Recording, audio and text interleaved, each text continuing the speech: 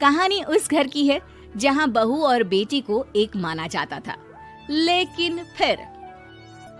अरे शिखा बेटा, तू रसोई में क्यों घुसी रहती है? जा, रोटी मैं बना लूंगी। नहीं नहीं माँ जी, आप बैठिए, बस सारा खाना बन ही गया है। श्वेता को बोल देती हूँ, वो खाना लगा देगी सबका।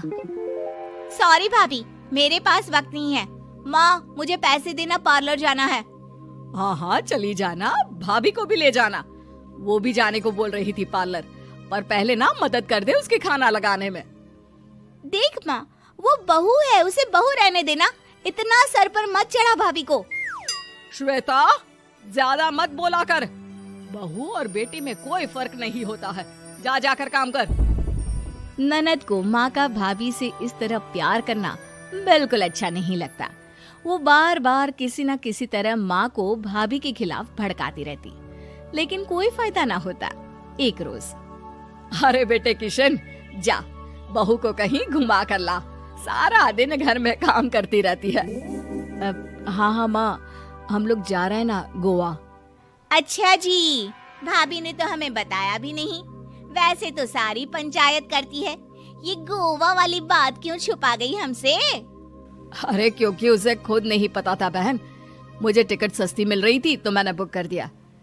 हाँ शिखा, पैकिंग कर ले, संडे हम जा रहे हैं गोवा। दोपहर में शिखा पैकिंग कर रही थी कि सास आ जाती है। ये क्या बहू, साड़ियाँ? अरे गोवा जा रही है घूमने या फिर शादी में मायके हैं? माँ जी, ऐसा कुछ है ही नहीं, समझ में नहीं आ रहा क्या रखूं कपड़े में। अरे तेरी और श्वेता की साइज तो एक ही है, उसके कुछ मॉडर्न कपड़े ले ले, आकर लौटा देना। हाँ माँ जी, ये ठीक रहेगा। शिखा श्वेता के पास जाती है और उससे कपड़े मांगती है। ना जी ना, मैं अपने कपड़े ना दूं, वैसे भी फैल जाएंगे मेरे कपड़े, बहुत महंगे वाले हैं। शिखा मुंह लटकाकर कमरे में आ जाती है तो सास कहती है, चल तैयार हो जा, तुझे मैं शॉपिंग करा कर लाती हूँ गोवा की। बस फिर क्या था, सास बहू निकल जाते हैं मार्केट और एक से बढ़कर एक ड्रेस खरीद कर घर आते हैं। पहले बता देती कि नए कपड़े दिलाने वाली है भाभी को, तो मैं अपने ही दे देती ना भाभी को, मुझे दिला देती नए कपड़े। देख श्वेता, परिवार का मतलब सबके साथ रहना होता है, ना कि सिर्फ अपना सोचना। वैसे भी तुझे अच्छे संस्कार सीखने चाहिए। और रही बात कपड़ों की, तो शिखा, आज से घर पर भी तू मॉडर्न कपड़े ही पहनेगी। कोई जरूरत नहीं है ये साड़ी वाड़ी लपेटने की। अब क्या था, घर पर श्वेता और शिखा एक जैसे रहते। एक बार पड़ोसन आती है। अरे बेटा, अपनी माँ को तो बुलाना, जरा बात करनी है। शिखा सास को बताती है और रसोई में चली जाती है। ये आपकी बेटी बहुत बड़ी हो गई है, इसके लिए एक रिश्ता है, कहो तो बता दूं। ये बेटी नहीं बहू है, घर में सब एक जैसा ही रहता है। वैसे मेरी बेटी भी बड़ी हो गई है, कोई रिश्ता हो तो जरूर बताना। पड़ोसन रिश्ता लेकर उन लोगों के घर आती है। तब श्वेता की होने वाली सास कहती है, तो ये घर है, कितने मंजिल का है? और ये बहू ने आपकी क्या पहन रखा है, जीन्स टॉप? अरे भाई, साड़ी वाड़ी नहीं है क्या इसके पास? देखिए, सर्दी है तो साड़ी में बहू कैसे मैनेज करती, वैसे पहनती है साड़ी भी। देखिए, हम लोग ठहरे पैसे वाले लोग, कोई कमी नहीं है हम लोगों के पास पैसों की, बहुत पैसे हैं, जमीन, नौकर चाकर, कार, सब कुछ है, लेकिन घर में संस्कारी बहू चाहिए, समझ रही है ना आप? सास कुछ कहती कि श्वेता बोल पड़ती है, हाय रे, नौकर चाकर से लेकर जमीन, कार, पैसा, हाँ हाँ मुझे रिश्ता मंजूर है, मंजूर है मुझे। अरे रुक जा श्वेता, मैं बात कर रही हूँ ना। देखिए, हम लोगों के घर इतनी आजादी नहीं मिलेगी। अरे हाँ कर देना माँ, हाँ कर दे जल्दी से। सास क्या करती, बेटी की शादी ऐसे घर में कर देती है जहाँ ना उनके विचार मिलते हैं और ना ही आचार।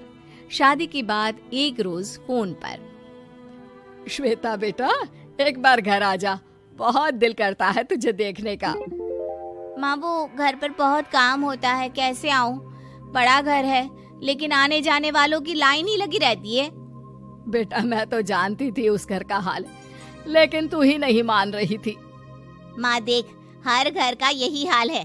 तेरी बेटी को यहाँ घूंघट हटाने की परमिशन नहीं है और एक तरफ भाभी स्कर्ट पहनकर घूम रही है।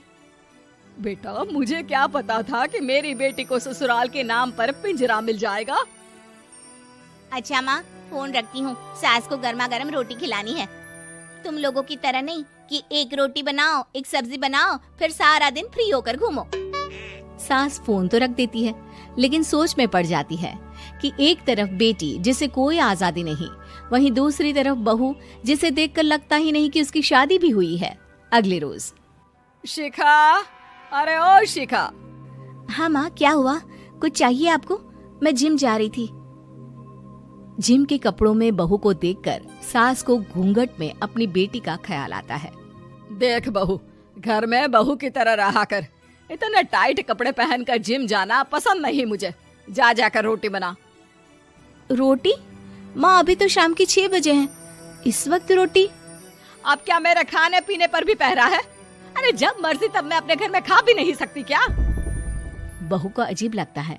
वो समझ नहीं पाती कि जो सास कल तक इतनी सपोर्टिव थी, उन्हें अचानक से क्या हो गया। वो किचन में जाती है, गरम रोटी के साथ 2 तरह की सब्जी, रायता, सलाद सब लेकर सास के पास आती है। माँ जी, खाना। इतना सारा खाना? राक्षस समझा है क्या मुझे? रोटी मांगी थी मैंने गर्मा गर्म बस। पर माँ जी, रोटी खाती किससे आप? सब्जी तो बनानी थी ना।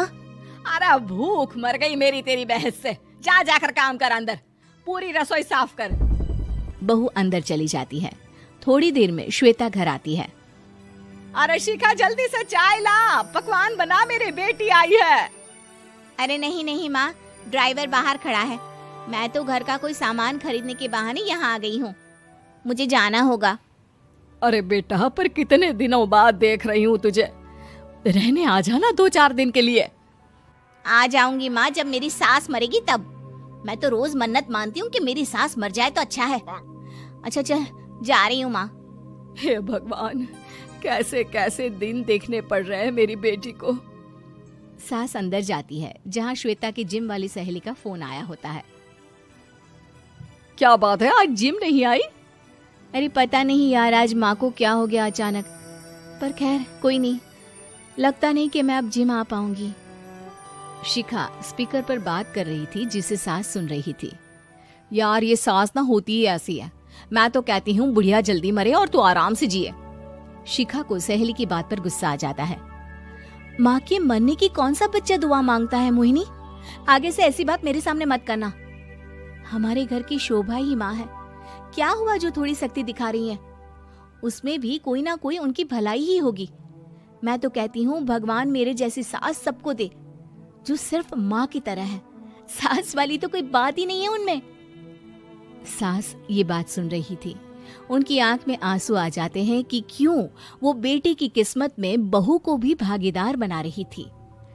शिखा, अरे ओ शिखा, क्या हो गया? जिम नहीं जाना क्या?